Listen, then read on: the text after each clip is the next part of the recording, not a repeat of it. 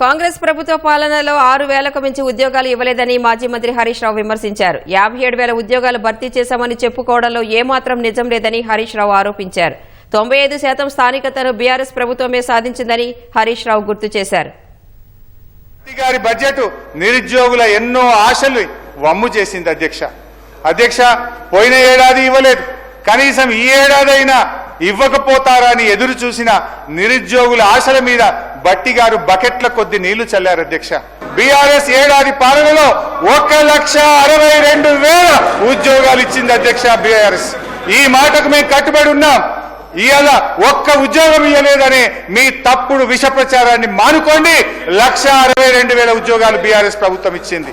Job calendar సంగతి తెలిసిగా ఇవాళ మీరు 57,000 ఉద్యోగాలు ఇచ్చామని చెప్తున్నారు. ఎంత అబద్ధం అధ్యక్ష.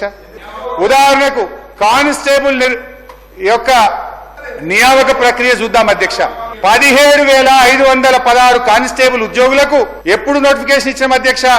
ఏప్రిల్ 25, 2022 నోటిఫికేషన్ ఇచ్చాం.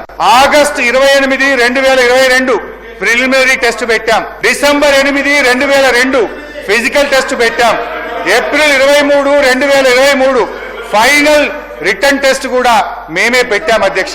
సెలక్షన్ లిస్ట్ కూడా అక్టోబర్ 4, 2023 నాడు ఇచ్చాం. ఎన్నికల కోడ్తో నియామక పత్రాలు ఇవ్వకపోతే మీ ప్రభుత్వం వచ్చినాక నియామక పత్రాలు ఇచ్చి మేమే అంతా చేశామని చెప్తున్నారు అధ్యక్ష. నియామక పత్రాలు ఇచ్చి ప్రచారం చేసుకున్నది ఎవరు అధ్యక్ష?